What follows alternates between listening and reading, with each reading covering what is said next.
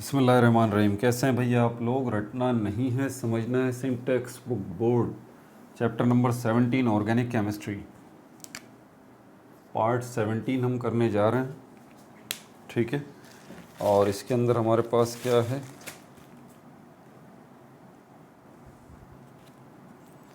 Preparation and properties of ethene. Ethene है मतलब, ठीक है। मीथेन हम कर चुके, अब जो है वो ईथीन है। इसमें क्या क्या देखेंगे? इसका इंट्रोडक्शन नंबर 1 पे, और उसके बाद इसकी प्रिपरेशन, कैसे ये तैयार की जाती है। नंबर 3 पे इसकी फ़िज़िकल प्रॉपर्टीज़,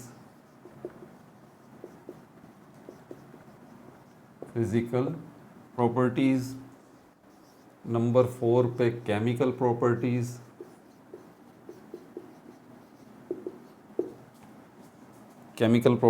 और फाइनली फिर हम इसके जो है वो यूजेस देखेंगे। 5 टॉपिक हैं इसके अंदर, ठीक है। तो कॉपी पेंसिल ले लीजिए, लेक्चर को नोट करना है और मुस्कुराते रहना है। सबसे पहले इंट्रोडक्शन देख लें। इंट्रोडक्शन क्या है ये? वॉट यानी कि इसकी स्टेट क्या है, सॉलिड है, लिक्विड है, गैस है। ये गैस है एक, ठीक है भाई, गैस है। फॉर्मूला क्या है इसका? इसका केमिकल फॉर्मूला है इथीन का C2H4, ये इसका केमिकल फॉर्मूला है। फैमिली कौन सी है इसकी? फैमिली आपको पता है, अभी तक ऑर्गेनिक केमिस्ट्री में इतनी सारी फैमिलीज़ को डिस्कस कर चुके हैं, तो इसकी भी कोई फैमिली होगी। ये अल्कीन फैमिली से ताल्लुक़ रखती है, अल्कीन फैमिली से। वाई, वजह क्या है? क्योंकि इसमें डबल बॉन्ड मौजूद है, कार्बन टू कार्बन, कार्बन और कार्बन के दरमियान, 2 कार्बन एटम्स के दरमियान कहीं ना कहीं जो है वो डबल बॉन्ड जो है वो मौजूद है। और इसी वजह से ये ईथीन जो है ये किस फैमिली से ताल्लुक़ रखती है? ये अल्कीन फैमिली से ताल्लुक़ रखती है, ठीक है। फर्स्ट मेंबर है ये, यानी कि अल्कीन फैमिली का स्टार्ट जो है वो इसी से होता है। ये फर्स्ट मेंबर है। ये सारी इन्फॉर्मेशन है आपके लिए, जॉट डाउन करते रहिए, नोट करते रहिए। उसके बाद ये क्या है? अनसैचुरेटेड है, सैचुरेटेड है या ये अनसैचुरेटेड है? ये अनसैचुरेटेड हाइड्रोकार्बन है, ठीक है भाई। उसकी वजह क्या है? उसकी वजह यही है, डबल बॉन्ड। ये छोटे छोटे क्वेश्चन जो है ना सेक्शन बी में आ जाते हैं, MCQs में आ जाते हैं, एंट्री टेस्ट में पूछ लिए जाते हैं। सारी की सारी इन्फॉर्मेशन आपके लिए बेहद प्रीशियस है। नोट कर लिया? 5 बातें बता दी गई हैं आपको इसके हवाले से। अच्छा, छठी बात भी यहीं बता देता हूँ, आल्सो कॉल्ड, इसका एक और नाम भी है, आल्सो कॉल्ड। इसको इथाइलिन भी कहा जाता है, इथाइलिन, ठीक है भाई, इसको इथाइलिन भी कहा जाता है। सारी चीज़ें नोट्स में अपने डाल लीजिए। मिटा दूँ इसको? अच्छा, इंट्रोडक्शन में और क्या क्या है इसके हवाले से? 6 पॉइंट्स इंट्रोडक्शन के हमें मिल गए, ठीक है भाई। स्टेट मिल गई आपको, स्टेट क्या है? गैस है ये। केमिकल फार्मूला क्या है? C2H4 है। किस फैमिली से ताल्लुक़ है? इसका जो है वो अल्कीन फैमिली से ताल्लुक़ है। क्यों अल्कीन फैमिली से ताल्लुक़ है? क्योंकि इसमें कार्बन कार्बन डबल बॉन्ड मौजूद है, ठीक है भाई। 7वां पॉइंट, इसका स्ट्रक्चरल फार्मूला जो कि आप देख रहे हैं बना हुआ भी है, स्ट्रक्चरल फार्मूला। केमिकल फार्मूला तो इसका ये है C2H4, लेकिन इसका स्ट्रक्चरल फार्मूला बनाते हैं तो 2 कार्बन है, ठीक है। और कार्बन कार्बन डबल बॉन्ड है, तो ये डबल बॉन्ड भी बना दिया। एक कार्बन को 4 जो है वो बॉन्ड बनाने होते हैं। ये कार्बन 2 बॉन्ड इसके साथ बनाएगा, और 2 बॉन्ड जो है ये 2 हाइड्रोजन एटम्स के साथ बनाएगा। बिल्कुल, ये कार्बन एटम 4 बॉन्ड बनाएगा, 2 बॉन्ड ये कार्बन एटम इस कार्बन के साथ बनाएगा, तो इसको 2 हाइड्रोजन की नीड है। इंटरेस्टिंग बात यह है कि आप यहाँ पर एक नई चीज़ को सुनेंगे, सीखेंगे नहीं, ठीक है। कोवलेंट बॉन्ड की आपने बहुत सारी टाइप सुनी है अभी तक। कोवलेंट बॉन्ड हमारे पास सिंगल कोवलेंट बॉन्ड भी होता है, डबल कोवलेंट बॉन्ड भी होता है, ट्रिपल कोवलेंट बॉन्ड भी होता है, पोलर कोवलेंट बॉन्ड भी होता है, नॉन पोलर कोवलेंट बॉन्ड भी होता है, कोऑर्डिनेट या डेटिव बॉन्ड भी होता है। आज आप दो नई टाइप्स जो हैं वो कोवलेंट बॉन्ड की सुनेंगे। एक पाई बॉन्ड कहलाता है, पाई बॉन्ड, और दूसरा जो है वो सिग्मा बॉन्ड कहलाता है।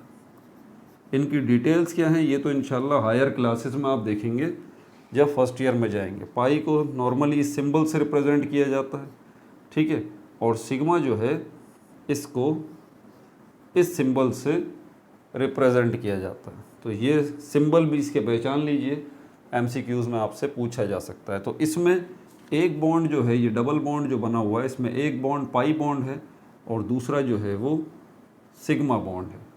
समझ में आ रही है बात? पहला बॉन्ड हमेशा याद रख लीजिएगा, ये भी एमसीक्यूज़ में पूछा जा सकता है एंट्री टेस्ट में, ठीक है, शॉर्ट क्वेश्चन में, कि अगर किसी कार्बन और कार्बन, ऑर्गेनिक केमिस्ट्री में किसी कार्बन और कार्बन के दरमियान फॉर एग्जांपल डबल बॉन्ड बना हुआ है तो पहला बॉन्ड कौन सा बनेगा? हमेशा याद रख लीजिए, पहला बॉन्ड हमेशा हमेशा सिग्मा बॉन्ड बनेगा।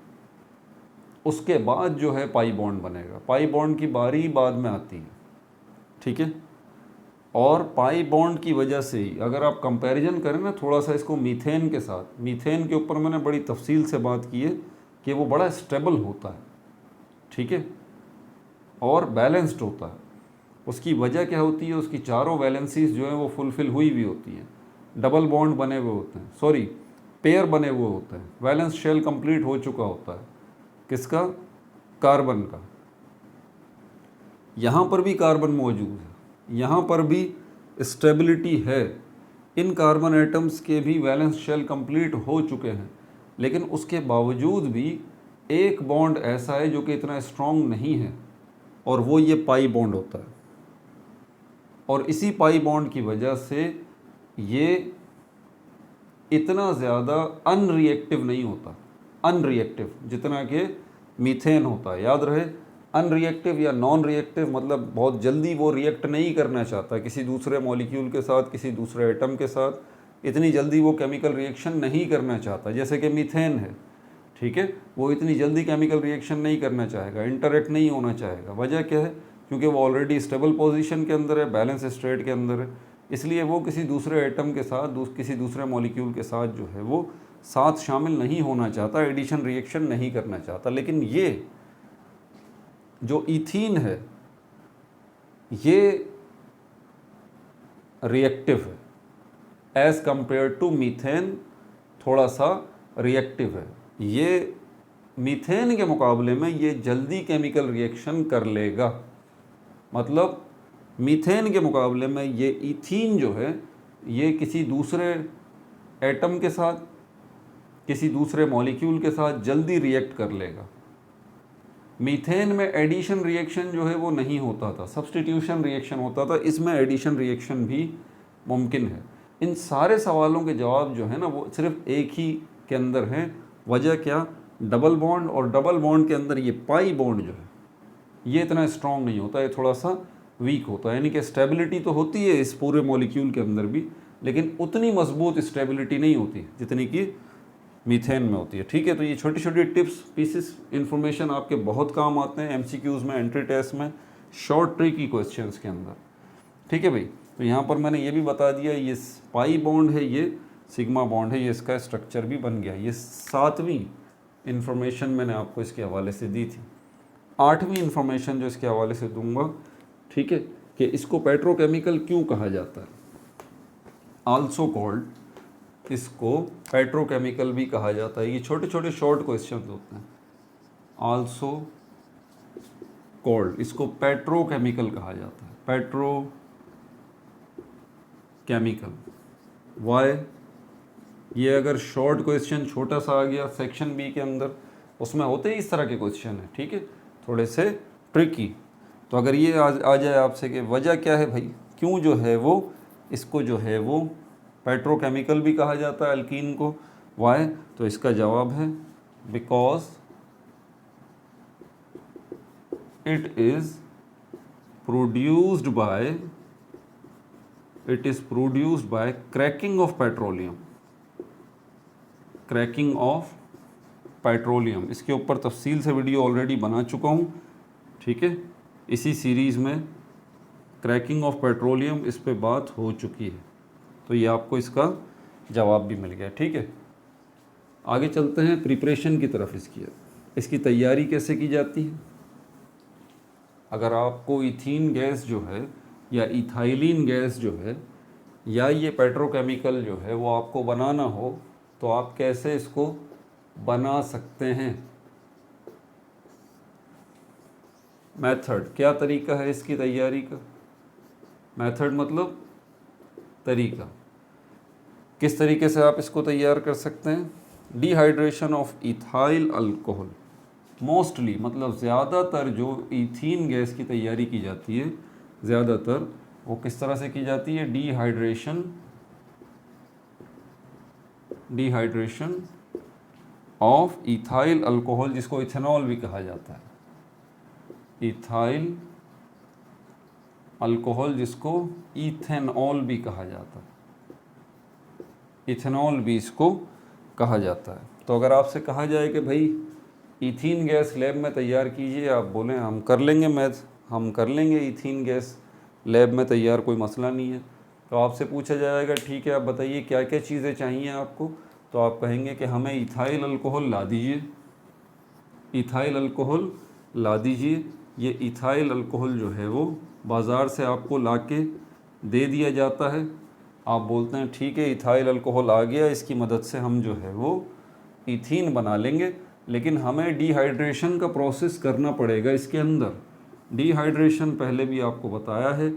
डिहाइड्रेशन वर्ड किससे निकला है, हाइड्रेशन से। हाइड्रेशन वर्ड किससे निकला है, हाइड्रा से। और हाइड्रा का क्या मतलब है, हाइड्रा का मतलब वाटर है, पानी। मतलब पानी का इखराज यहाँ से होगा, पानी निकालना पड़ेगा किसके अंदर से, इथाइल अल्कोहल में से। इसका केमिकल फार्मूला है इथाइल अल्कोहल का C2H5OH, ये है इसका केमिकल फार्मूला। समझ में आ गई बात। इसमें से हमें क्या निकालना है, इसको क्या करना है, इथाइल अल्कोहल को डिहाइड्रेशन का प्रोसेस करना है। मतलब हाइड्रा इसमें से निकालना है, वाटर हमें इसमें से निकालना है। वाटर का फॉर्मूला क्या है, H2O, ठीक है। और H2O निकालने के लिए आपको क्या चाहिए, 2 हाइड्रोजन के एटम चाहिए और 1 ऑक्सीजन का एटम चाहिए। मतलब इथाइल अल्कोहल का ये जो केमिकल फार्मूला नज़र आ रहा है आपको, इसमें से आपको एक तो 2 हाइड्रोजन निकालेंगे आप और 1 ऑक्सीजन निकालेंगे। तो देख लीजिए यहाँ पर 2 हाइड्रोजन कहाँ से निकलेंगे, एक तो ये हाइड्रोजन निकल जाएगा, दूसरा ये हाइड्रोजन निकल जाएगा। 5 हाइड्रोजन है, ये 4 रह जाएंगे, ये वाला हाइड्रोजन भी निकल जाएगा और ऑक्सीजन ये रहा, ऑक्सीजन भी निकल जाएगा। 1 हाइड्रोजन, दूसरा हाइड्रोजन यहाँ से निकला, 1 ऑक्सीजन यहाँ से निकला, उसके नतीजे में ये बन गया H2O। डिहाइड्रेशन का प्रोसेस हो गया। और जैसे ही C2H5 नहीं रहा, 1 हाइड्रोजन निकल गया, ये हो गया C2H4।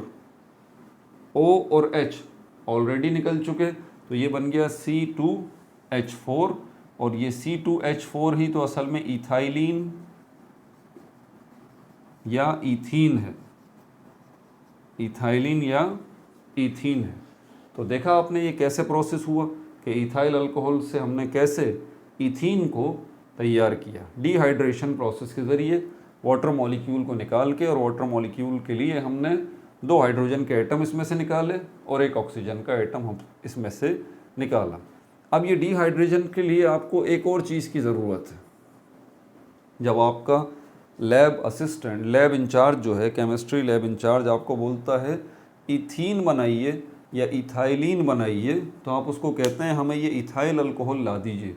जब वो ये ला देता है तो अब आप उसको एक और चीज़ की डिमांड करते हैं कि ये भी ला दीजिए। वो बोलेगा भाई एक ही दफ़ा बता दो क्या क्या चाहिए, बार बार हमारे चक्कर मत लगवाओ। तो आप उसको कहेंगे देखें अब जो है वो दोबारा चक्कर लगाने की ज़रूरत नहीं है, बल्कि वो चीज़ हमें ऑलरेडी लैब में ही मिल जाएगी, और वो डिहाइड्रेटिंग एजेंट कहलाता है।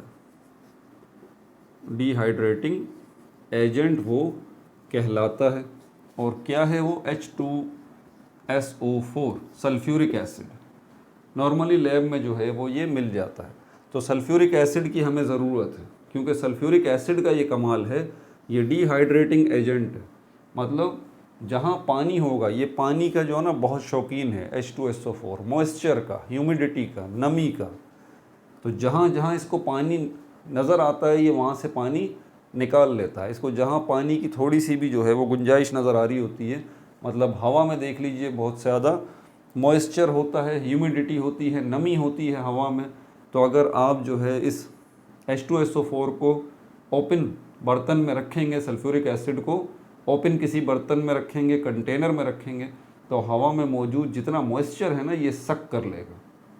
हवा में मौजूद जितना वाटर है ना ये सक कर लेगा सल्फ्यूरिक एसिड। समझ में आ रही है बात? तो ये पानी का बड़ा शैदाई है सल्फ्यूरिक एसिड। अब अगर ये पानी इसको नहीं मिलेगा तो फिर क्या करेगा? ये उस जगह पे जाएगा जहाँ पर पानी की गुंजाइश थोड़ी बहुत नज़र आ रही होगी। तो जैसे ही आप जो है इस इथाइल अल्कोहल को H2SO4 के साथ रखेंगे तो फिर क्या होगा? फ़ौरन ये सल्फ्यूरिक एसिड डिहाइड्रेटिंग एजेंट ये क्या करेगा? इसमें से अपने मतलब के एटम निकाल के वाटर बना लेगा खुद। और कैसे निकालेगा ये?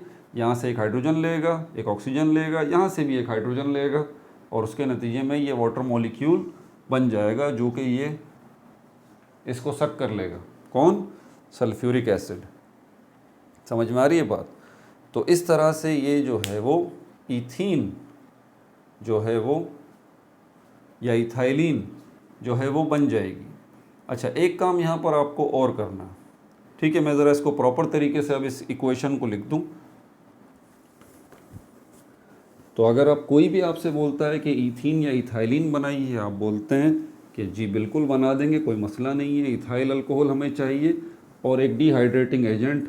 बहुत सारे किस्मों के डिहाइड्रेटिंग एजेंट होते हैं, पहले ये बता दूं, जिनका बुनियादी काम यही होता है। इनको हाइग्रोस्कोपिक सब्सटेंसेस भी कहा जाता है, ये बात मत भूलिएगा, क्योंकि हाइग्रोस्कोपिक सब्सटेंसेस का भी यही काम होता है। ये पानी के बड़े जो है वो लवर होते हैं, शैदाई होते हैं। हाइग्रोस्कोपिक सब्सटेंसेस कह लें आप या डिहाइड्रेटिंग एजेंट कह लें, बात एक ही है। इनको जहाँ मॉइस्चर नज़र आएगा वहाँ से ये सक कर लेंगे, हवा हो वहाँ से निकाल लेंगे, या कोई ऐसी चीज़ जहाँ से वाटर का मॉलिक्यूल निकाला जा सकता है, तो ये डिहाइड्रेटिंग एजेंट या हाइग्रोस्कोपिक सब्सटेंसेस वहाँ से वाटर के मॉलिक्यूल बना लेंगे। ठीक है, अब ज़रा इसका प्रॉपर इक्वेशन इसकी बना लूँ। C2H5OH ये हो गया इथाइल अल्कोहल। ठीक है, इसको आप किससे रिएक्ट करा रहे हैं? H2SO4 सल्फ्यूरिक एसिड से। आपको यहाँ पर थोड़ा टेम्परेचर भी देना पड़ेगा, लगभग 60 डिग्री से लेके 100 डिग्री सेंटीग्रेड तक टेम्परेचर आपको देना पड़ेगा। मतलब इस मिक्सचर को थोड़ा सा बॉयल करना पड़ेगा, थोड़ा हीट देना पड़ेगा। ठीक है भाई, तो उसके नतीजे में क्या होगा? उसके नतीजे में H2C डबल बॉन्ड CH2 और प्लस H2O। यहाँ पर ये इक्वेशन इस तरह लिखी हुई है। अब आप परेशान हो जाएंगे, बोलेंगे ये क्या बन गया? और भाई यहाँ पर इन्होंने H2 को पहले रख दिया है, C को बाद में रख दिया है, ये सिर्फ बताने के लिए कि डबल बॉन्ड जो बन रहा है वो कार्बन और कार्बन के दरमियान बन रहा है। तो परेशान होने की ज़रूरत नहीं है, आप इसको यूँ भी लिख सकते हैं CH2 डबल बॉन्ड CH2। और अगर ये भी आपको अच्छा नहीं लग रहा तो आप इसको इस तरह से लिख लें C2H4, ये भी सही है, प्लस H2O प्लस H2O। कई तरह से मैंने लिख के आपको ये दिखा दिया है। ठीक है, तो इस तरह से प्रिपरेशन हो सकती है किसकी? इथीन की या इथाइलिन की लेबॉर्ट्री में। ठीक है भाई। अच्छा, इसके अलावा एक और जो है हमारे पास हाइग्रोस्कोपिक सब्सटेंस मौजूद है, डिहाइड्रेटिंग एजेंट जो है वो मौजूद है। मिटाऊँ इसको, फिर लिखता हूँ उसको भी। वो है हमारे पास एल्युमिनियम ऑक्साइड। एल्युमिनियम ऑक्साइड वो भी सल्फ्यूरिक एसिड की तरह जो है वो बहुत शैदाई है, बहुत मोहब्बत करता है वाटर मॉलिक्यूल से, वाटर से। वो भी एक हाइग्रोस्कोपिक सब्सटेंस है। या डिहाइड्रेटिंग एजेंट है, ठीक है। तो यहाँ पर आप CH3 single bond CH2 single bond OH plus, अब इसको किसके साथ रिएक्ट कराएंगे, एल्युमिनियम ऑक्साइड के साथ, ठीक है। और यहाँ पर आपको टेम्परेचर जो देना पड़ेगा वो 300 से 350 डिग्री तक देना पड़ेगा। 300 से 350 डिग्री तक टेम्परेचर ज़्यादा देना पड़ेगा सल्फ्यूरिक एसिड के मुकाबले में। तो यहाँ पर CH2 डबल बॉन्ड CH2, इस तरह से ये क्या बन जाएगा, ये इथीन जो है वो बन जाएगा, ठीक है भाई। अच्छा, यहाँ पर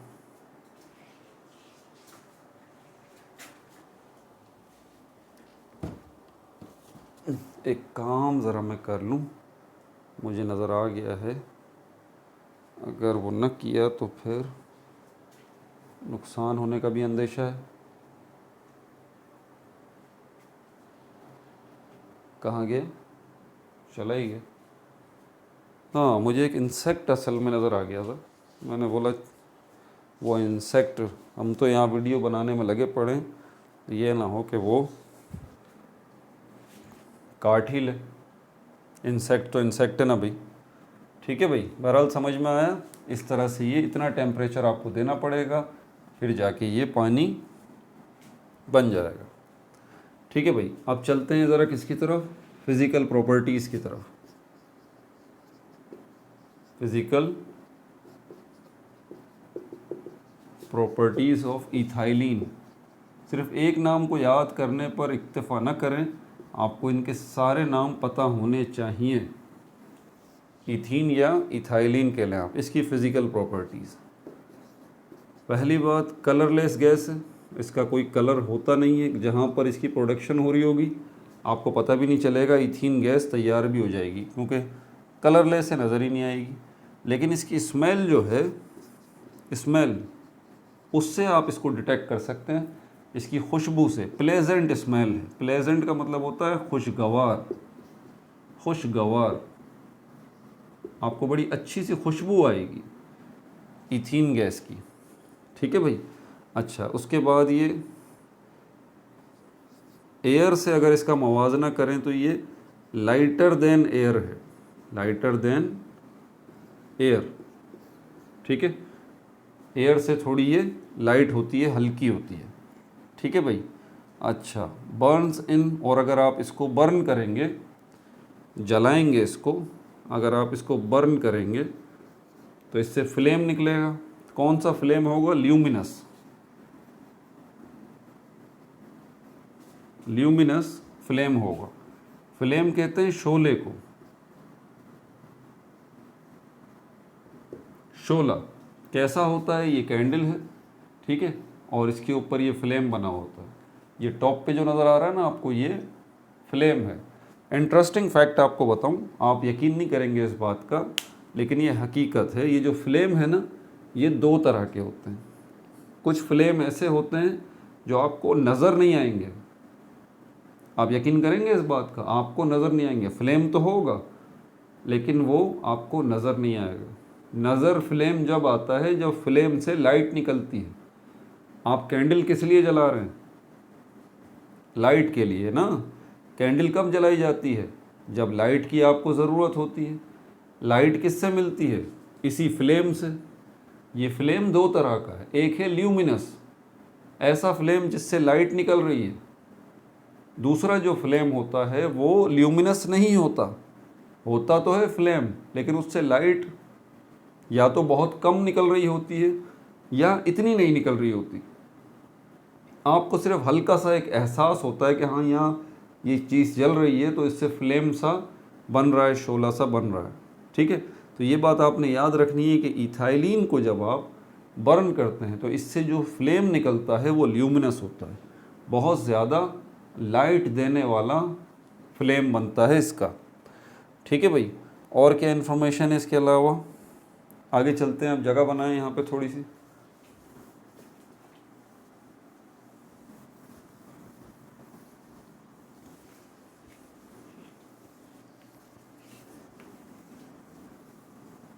फिजिकल प्रॉपर्टीज़ का अगला पॉइंट,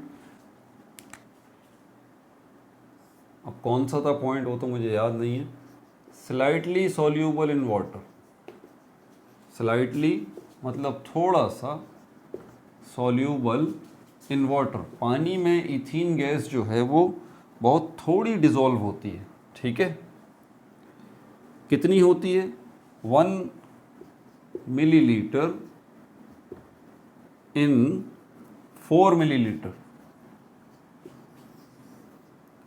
4 मिलीलीटर अगर पानी है तो उसमें सिर्फ 1 मिलीलीटर जो है वो इथीन गैस डिज़ोल्व हो सकती है। लेकिन सॉल्यूबल बड़े अच्छे तरीके से ये डिज़ोल्व हो जाती है। इथीन गैस जो है वो बड़े अच्छे तरीके से किसके अंदर? ये जो ऑर्गेनिक सॉल्वेंट्स होते हैं, ऑर्गेनिक सॉल्वेंट्स होते हैं। ऑर्गेनिक सॉल्वेंट्स की हमारे पास 2 मिसाल दे देता हूँ। बेंजीन है, ठीक है, जिसका स्ट्रक्चर यूँ होता है, ये मैंने बना के भी दिखाया था, अल्टरनेट डबल बॉन्ड्स होते हैं। ये जो बेंजीन है ये लिक्विड होता है, ठीक है, बाज़ार से मिलता भी है। इसके अंदर ये गैस जो है आसानी से डिज़ोल्व हो जाएगी। ठीक है, और दूसरा हमारे पास जो है वो कार्बन टेट्राक्लोराइड CCl4, ये भी लिक्विड होता है, बाज़ार से मिल जाता है। इसमें भी ये इथीन गैस जो है बड़ी आसानी से डिज़ोल्व हो जाएगी। अब डिज़ोल्व का वर्ड अगर सही मायनों में आपने समझना है तो एक बीकर लीजिए, इसमें पानी लीजिए और सॉल्ट इसमें डाल दीजिए, NaCl। ये काम एक बच्चा भी कर लेगा। 1 चम्मच नमक डाल दीजिए, आप चम्मच को हिलाएं तो क्या होगा? नमक जो है वो डिसअपियर हो जाएगा, गायब हो जाएगा, डिसअपियर, गायब हो जाएगा। तो आप कहेंगे कि भाई ये क्या हो गया? ये डिज़ोल्व हो गया। ठीक है, ये नमक डिज़ोल्व हो गया। ठीक है, डिसअपियर होने पे आपने क्या कहा कि ये नमक डिज़ोल्व हो चुका। अगर दूसरा एक बीकर लें, उसमें पानी फिर लें, अब थोड़ा सा ऑयल जो है, कुकिंग ऑयल ले लीजिए या सरसों का तेल है, मस्टर्ड ऑयल ले लीजिए, वो डाल दें 1 चम्मच। और उसके बाद क्या करें? ऑयल को आप इसको चम्मच से हिलाते रहें, हिलाते रहें, हिलाते रहें। तो वक्ती तौर पे तो आपको वो ऑयल गायब हुआ हुआ नज़र आएगा कि गायब हो गया, लेकिन थोड़ी देर बाद आप देखेंगे कि पानी की सरफेस के ऊपर आपको ऑयल जो है वो नज़र आना शुरू हो जाएगा। ठीक है, बचपन में हम बड़ा एंजॉय करते थे इस बात को कि भाई पतंग अगर उड़ानी है तो चलो, धूप वगैरह निकली हुई हो या बारिश ना हो रही हो तो पतंग बड़े मज़े से उड़ाई जा सकती है, कोई परेशानी की बात नहीं।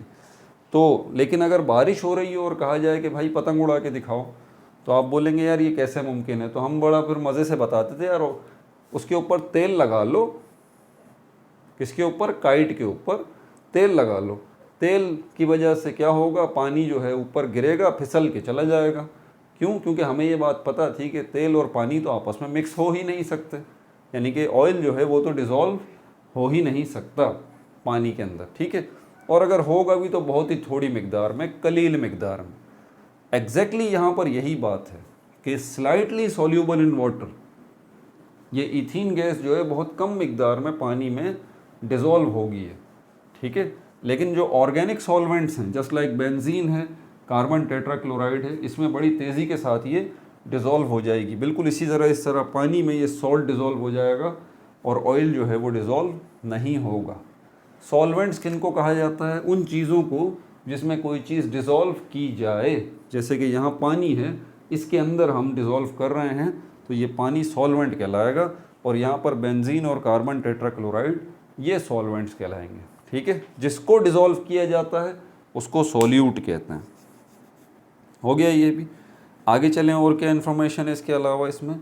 हाँ, एक और काम भी हो सकता है। अगर आपको नींद ना आ रही हो, आप सोना चाहते हो, ठीक है, ऐसा भी कभी कभी हो जाता है ना, नींद नहीं आ रही भाई, नींद नहीं आ रही तो आप सोना चाहते हैं, गनूदगी चाहते हैं, थोड़ा सा टिप्सी होना चाहते हैं। टिप्सी किसको कहते हैं? जो नशे में होता है। अल्कोहलिक लोग होते हैं ना भाई, ड्रिंक वगैरह करते हैं और ये और वो नशे में भी आ जाते हैं, सबको पता है अब ये बात। तो टिप्सी हो जाते हैं थोड़े से। टिप्सी मतलब नशे में आ जाना, ठीक है, उसको टिप्सी कहा जाता है। बहरहाल टिप्सी हो जाते हैं। तो यहाँ पर बताने का मकसद ये नहीं है, बात बताने का मतलब ये है कि अगर आपको नींद इनहेल्ड, अगर आप इस ईथीन गैस को इनहेल्ड का मतलब ये है कि सांस लेना, आप इसको सूंघ लेते हैं तो फिर क्या होगा, एन एस्थेटिक, यानी कि अब आपको नींद आएगी, एन एस्थेटिक। एनेस्थेटिक्स जो है ये बड़ी टर्म इस्तेमाल होती है मेडिकल में। इसमें काम क्या किया जाता है, पेशेंट को बेहोश कर दिया जाता है, बेहोश कर दिया जाता है ना, तो फिर उसके लिए बहुत सारी चीज़ें हैं जो कि नींद तारी कर देती हैं, होश से बेगाना कर देती हैं, ठीक है, बेहोशी तारी कर देती हैं, तो उसको एनेस्थेटिक्स जो है वो कहा जाता है। तो ईथीन को एनेस्थेटिक्स के तौर पे भी इस्तेमाल किया जाता है ताकि आसानी से आप बेहोश हो जाएं, आपको नींद आ जाए, या अगर आप इसको सूंघेंगे तो बेहोश हो जाएंगे। ठीक है भाई, केमिकल प्रॉपर्टीज़ की तरफ चलते हैं। अब इसकी मिटा दूँ इसको। केमिकल प्रॉपर्टीज़ इसकी 3 हिस्सों में डिवाइड है। नंबर 4था टॉपिक हमारा केमिकल प्रॉपर्टीज़। केमिकल प्रॉपर्टीज़ इसकी 3 हिस्सों में डिवाइड है। पहली बात ये कि यहाँ पर कौन सा रिएक्शन हो रहा है, ये एडिशन रिएक्शन हो रहा है। इससे पिछली वाली वीडियो के अंदर भी मैंने एडिशन रिएक्शन की तफसील बताई थी। बड़ा स्पार्कलिंग डिफरेंस जो है मैंने बताया था, अगर आप याद करें। मीथेन गैस जो है ये एडिशन रिएक्शन नहीं देती। बुनियादी वजह क्या है, चारों वैलेंसीज फुलफिल हैं कार्बन की, स्ट्रॉन्ग सिग्मा बॉन्ड बना हुआ है, सिग्मा बॉन्ड, यहाँ पर भी सिग्मा बॉन्ड, यहाँ पर भी सिग्मा बॉन्ड, यहाँ पर भी सिग्मा बॉन्ड, यहाँ पर भी सिग्मा बॉन्ड। ये किसी को अपने अंदर ऐड होने नहीं देंगे। एडिशन का क्या मतलब है, ऐड होना, यही मतलब है ना। फिर वही मिसाल देके समझाऊँ, अगर एक बॉक्स के अंदर 3 एप्पल्स की गुंजाइश है और 3 ही एप्पल्स आपने रखे हुए हैं, मैं आपको कहता हूँ भाई ये चौथा एप्पल भी इसके अंदर रखो, तो आप बोलेंगे बस सर का दिमाग ख़राब हो गया पढ़ा पढ़ा के। मतलब how is it possible, 3 apples की गुंजाइश है, 3 एप्पल्स रख दिए हैं, चौथा एप्पल कहाँ रखेंगे। मतलब मैं आपसे कह रहा हूँ कि चौथे एप्पल को ऐड कर दीजिए। आप बोलेंगे सर ऐड तो नहीं हो सकता, यहाँ से कोई एक एप्पल निकालेंगे तो फिर ये वाला एप्पल इसमें रखा जा सकता है, वरना इस पोजीशन में तो ऐड हो नहीं सकता, गुंजाइश नहीं है। एग्जैक्टली यहाँ पर चारों बॉन्ड जो हैं, चारों वैलेंसीज जो हैं वो कार्बन की फुलफिल हो चुकी मीथेन गैस के मामले में, तो अब तो गुंजाइश नहीं है। ठीक है, इसीलिए एडिशन रिएक्शन मीथेन गैस में नहीं होता। जैसे कि मैंने आपको बताया कि ईथीन का प्रॉब्लम ये है C2H4 का, इसमें एडिशन रिएक्शन हो सकता है, बावजूद ये कि यहाँ पर केमिकल सारे बॉन्ड बने हुए हैं, बाकायदा 2 कार्बन हैं, डबल बॉन्ड इनके दरमियान बना हुआ है। ठीक है, ये बड़ा ट्रिकी क्वेश्चन है, एग्जाम में पूछा जा सकता है आपसे, why ethene is capable to do addition reaction. वजह क्या है इसकी वजह ये है कि यहाँ पर एक तो सिग्मा बॉन्ड बना हुआ है, पहला वाला ये डबल बॉन्ड जो बने हुए हैं, दूसरा ये पाई बॉन्ड जो बना हुआ है, ये क्या होता है, ये वीक बॉन्ड है, ये वीक कोवलेंट बॉन्ड है, तो ये बड़ी जल्दी से ब्रेक हो सकता है। ठीक है, और यहाँ पर मज़ीद गुंजाइश निकल सकती है कि यहाँ पर कोई और दूसरा जो है वो आके एटम यहाँ पर एडिशन रिएक्शन कर ले, यहाँ ऐड हो जाए, क्योंकि यहाँ स्पेस मौजूद है, किसकी वजह से, इस पाई बॉन्ड की वजह से।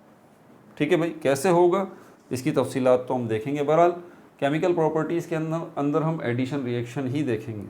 ठीक है, 3 किस्म की एडिशन यहाँ पर होगी, 3 किस्म की एडिशन रिएक्शंस हम देखेंगे, 3 types of addition reactions.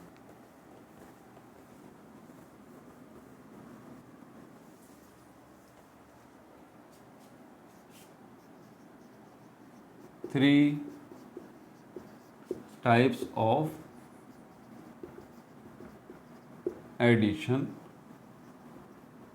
Reaction, 3 तरह के एडिशन रिएक्शन आपको इसमें नज़र आएंगे। पहला क्या है, addition of hydrogen gas, hydrogen gas की एडिशन या हाइड्रोजन की एडिशन। दूसरा है हमारे पास एडिशन ऑफ X2। अब ये X2 समझ जाइए, X किसके लिए इस्तेमाल होता है, याद है कौन सा सिंबल, हैलोजेंस के लिए। हैलोजेंस कौन से हैं, हैलोजेंस वो जो ग्रुप 7A से ताल्लुक़ रखते हैं। इसमें फ्लोरीन है, क्लोरीन है, ब्रोमीन है, आयोडीन है। एस्टेटाइन को फिलहाल हम नॉर्मल केमिकल रिएक्शंस में शामिल नहीं करते, ठीक है। तो ये X का मतलब हैलोजन है।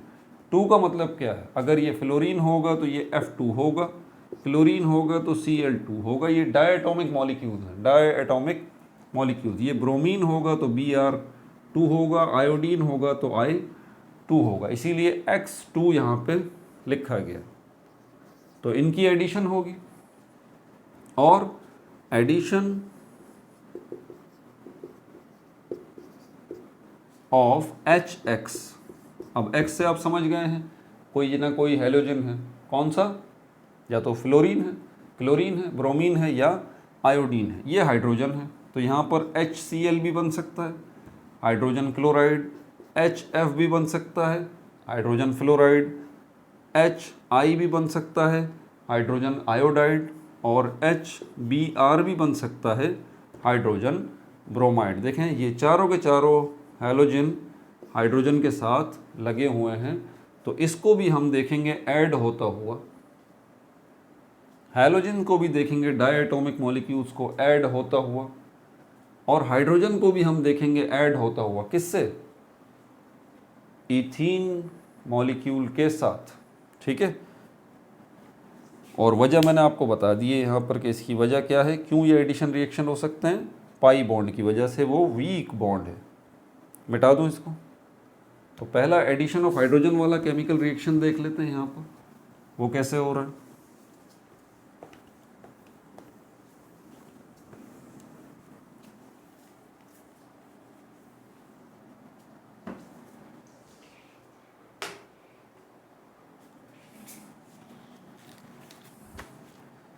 ठीक है भाई, यहाँ पर हमारे पास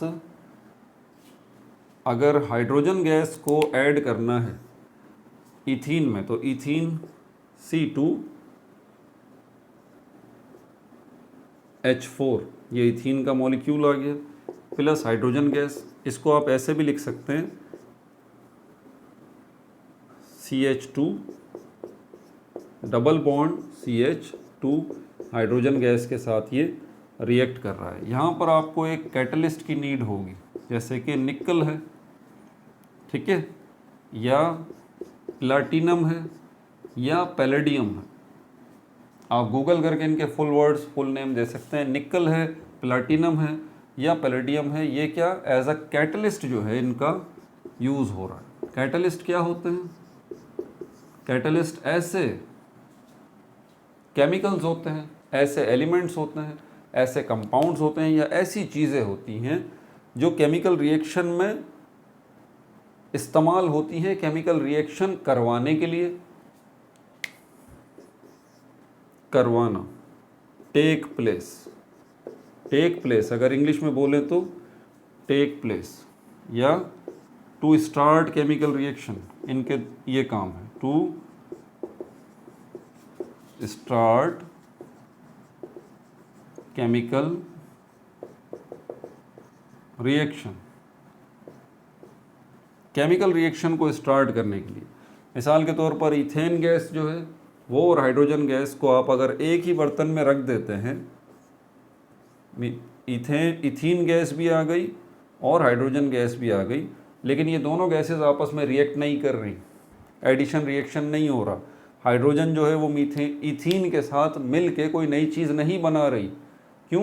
क्योंकि आपने क्योंकि केमिकल रिएक्शन ये जब शुरू करेंगी जब यहाँ पर आप इस केमिकल रिएक्शन को स्टार्ट करने वाला जो है वो कैटलिस्ट कोई ना कोई इसमें नहीं डालेंगे इनके दरमियान, चाहे वो निकल हो, प्लैटिनम हो या पैलेडियम हो।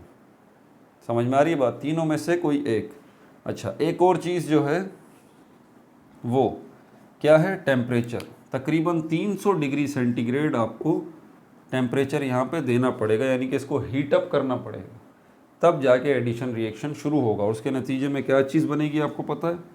उसके नतीजे में C2H6 ईथेन गैस बनेगी, ईथेन, ANE। याद आया कुछ? अल्केन फैमिली का सेकंड मेंबर ईथेन, ये ईथीन है, अल्कीन फैमिली का फर्स्ट मेंबर।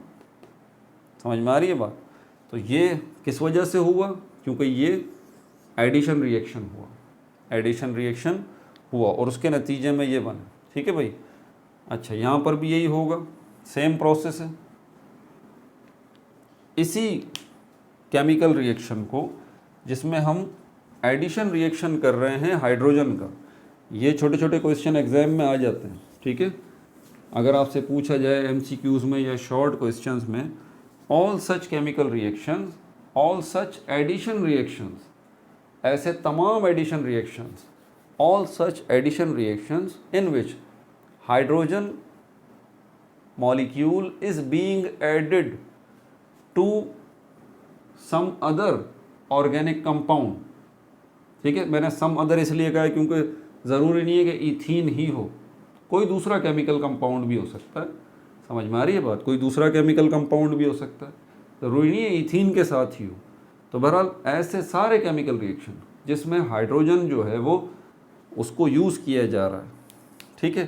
तो यहाँ पर उसको क्या कहा जाता है? Hydrogenation. Hydrogenation.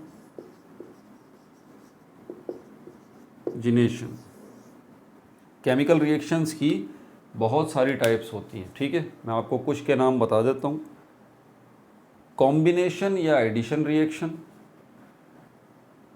Single displacement reaction, double displacement reaction, ठीक है, कंबस्शन रिएक्शन, न्यूट्रलाइजेशन रिएक्शन और हाइड्रोजनेशन रिएक्शन। ठीक है?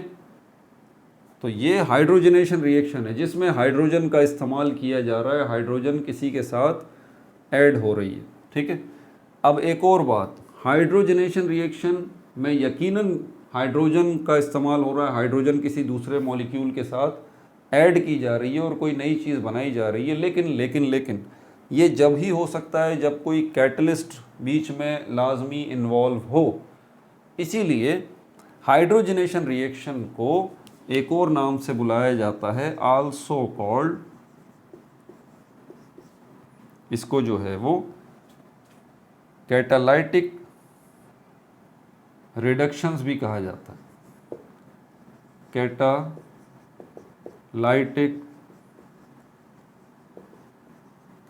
Reduction reactions, catalytic reduction reactions जो है हाइड्रोजनेशन को कैटालाइटिक रिडक्शन रिएक्शन भी कहा जाता है। वजह क्या है? क्योंकि हाइड्रोजनेशन का प्रोसेस हो ही नहीं सकता जब तक कैटलिस्ट इन्वॉल्व ना हो इसके अंदर। समझ में आ गई बात आपको? अच्छा, अब चलते हैं अगले केमिकल रिएक्शन की तरफ। इसी तरह छोटे छोटे सवाल आ जाते हैं MCQs वगैरह में, इसी तरह के छोटे छोटे सवाल आते हैं या ट्रिकी क्वेश्चंस में आ जाते हैं।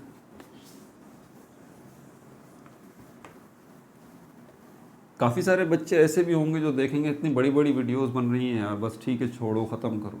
ठीक है, मैं मना नहीं करता, आप छोड़ दीजिए इन वीडियोस को, आगे बढ़ जाइए। ठीक है, 9 मैट्रिक कर लीजिए, फर्स्ट ईयर इंटर भी कर लीजिए। आप यकीन करें, इंशाल्लाह मुझे इस बात का यकीन है, जो बच्चे इन वीडियोस को छोड़ के आगे बढ़ रहे हैं ना, जब वो सेकंड ईयर में जाएंगे ना, सेकंड ईयर करने के बाद जब वो एंट्री टेस्ट की अपनी तैयारी करेंगे, उनको ये वीडियोस दोबारा देखनी पड़ेंगी। वो देखेंगे, वो ढूंढेंगे दोबारा यूट्यूब के ऊपर कि यार वो सारी डिटेल्ड वीडियोस अब निकालो, अब ज़रूरत है, वाकई में अब ज़रूरत है। देख लीजिएगा, आप मजबूर हो जाएंगे सब कुछ देखने के लिए। मैं दुआ करता हूँ इस बात की, अल्लाह करे ऐसा हो। इसी बहाने आप सीखेंगे तो सही, सिखाना ही तो मकसद है हमारा। ठीक है, एडिशन रिएक्शन दूसरा देखते हैं। एडिशन ऑफ X2, इसमें हम सिर्फ ब्रोमीन को लेंगे, Br2। ठीक है भाई, इसके लिए क्या किया जाएगा? इथाइलिन को ऐड किया जाएगा, C2H4 इथाइलिन को किसके साथ, Br2 ब्रोमीन के साथ जो है वो रिएक्ट करवाया जाएगा और उसके नतीजे में 1,2 डाईब्रोमोमीथेन बनेगा। Br डैश, फिर बनेगा CH2 डैश और उसके बाद फिर CH2 डैश, फिर सिंगल बॉन्ड Br। आप इसका स्ट्रक्चरल फार्मूला मुलाहिजा कीजिए, ठीक है। एक Br सिंगल बॉन्ड के साथ यहाँ लगा हुआ है, एक Br सिंगल बॉन्ड के साथ यहाँ लगा हुआ है और यहाँ पर Br दो हैं, Br2, दोनों के दोनों एटम इसके साथ ऐड होंगे, दोनों के दोनों एटम। लेकिन कैसे, देखें ज़रा, इसका स्ट्रक्चरल फार्मूला क्या है, CH2 डबल बॉन्ड CH2। इसमें डबल बॉन्ड है, इसमें देखें कहीं है डबल बॉन्ड, कहीं डबल बॉन्ड नहीं, ठीक है। इसका नाम क्या है, इसको और किसी और तरीके से भी लिखा जा सकता है, हाँ बिल्कुल, इसको हम ऐसे भी लिख सकते हैं C2H4Br2, आप इसको ऐसे भी लिख लें C2H4Br2।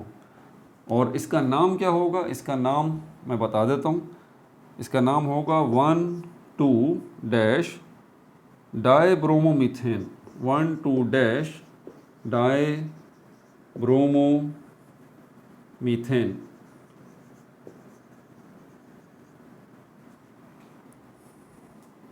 डाईब्रोमोईथेन, सॉरी, डाईब्रोमोईथेन। आप इस पे गौर करें और इस पे गौर करें, इसका नाम क्या है, ईथीन। ईथीन अल्कीन फैमिली से ताल्लुक़ रखता है, लेकिन जब ये ब्रोमीन के साथ रिएक्ट कर रहा है तो उसके नतीजे में जो कंपाउंड बन रहा है उसके आखिर में क्या आ रहा है, ANE। जो चीज़ अब बन रही है उसके अंदर ईथीन नहीं है, ईथेन है। ईथेन किस फैमिली से ताल्लुक़ रखता है, अल्केन फैमिली से, ठीक है। 1,2 डाई का मतलब दो, ब्रोमो वर्ड ब्रोमीन से निकला है, मतलब दो ब्रोमीन के एटम इस्तेमाल किए गए हैं। 1,2 क्या है, मॉलिक्यूल के अंदर उनका एड्रेस। अब ये क्या होगा सर, एड्रेस कहाँ है इस मॉलिक्यूल के अंदर, इसको 1 लिखेंगे, इसको 2 लिखेंगे। क्यों लिखेंगे सर, कोई नई बात बताने जा रहे हैं? भाई नई बात नहीं बताने जा रहा है, इसको नॉमेनक्लेचर कहते हैं, नेमिंग सिस्टम कहते हैं। ऑर्गेनिक कंपाउंड्स को रखने के निज़ाम को नॉमेनक्लेचर कहा जाता है, ठीक है।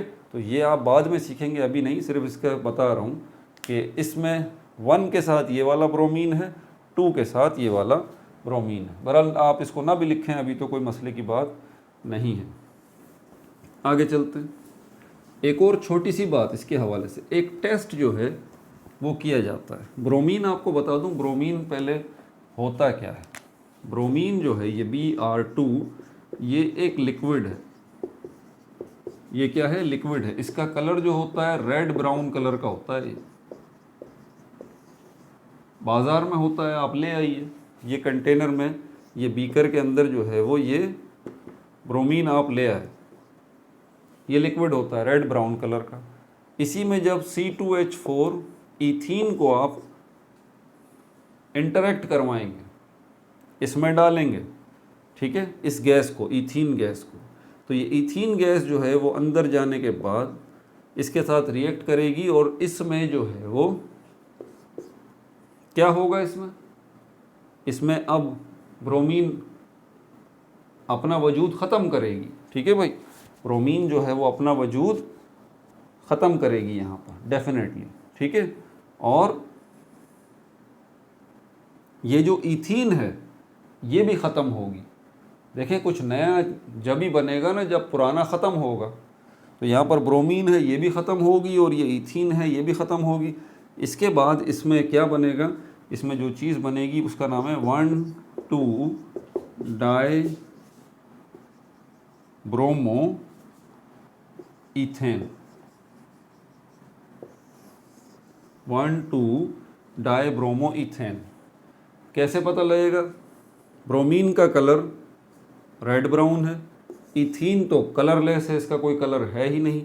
तो इसको जब इसके साथ रिएक्ट कराएंगे, हम कैसे श्योर होंगे कि वाकई ये जो चीज़ हमें नज़र ही नहीं आ रही, ये गैस हमें नज़र ही नहीं आ रही, ठीक है। हो सकता है किसी ने आपको खाली कंटेनर दे दिया हो, आपको क्या पता, शीशे का कंटेनर दे दिया और बोल दिया लैब वाले ने, भाई इसके अंदर ईथीन गैस है। अब ईथीन गैस तो नज़र आती नहीं है।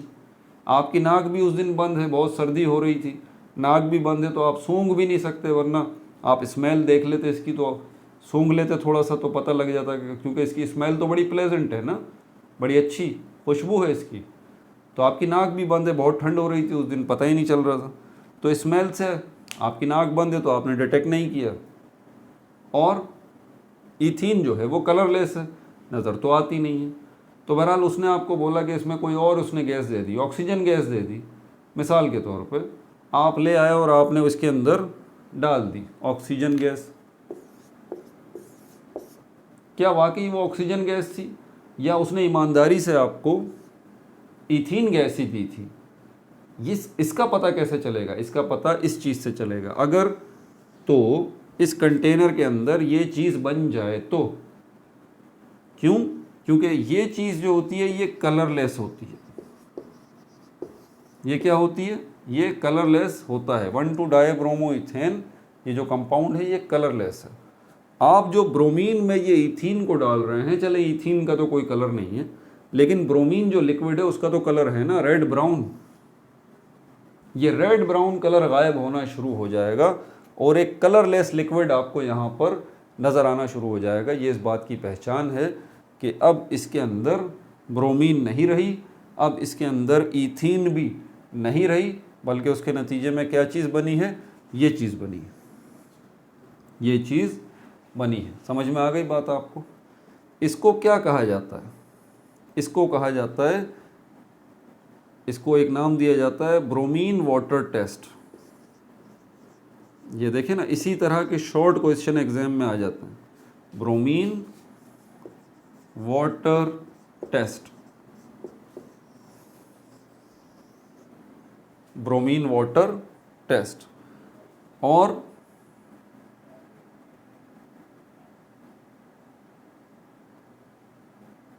इंटरेस्टिंग बात इसके हवाले से बताऊं, ये ब्रोमीन वाटर टेस्ट जो है, इसके हवाले से इंटरेस्टिंग आपको बात बताऊं कि ब्रोमीन वाटर टेस्ट से आप किस चीज़ को और एक और चीज़ को डिटेक्ट करते हैं?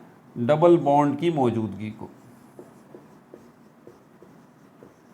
डबल बॉन्ड की मौजूदगी को आप चेक करते हैं।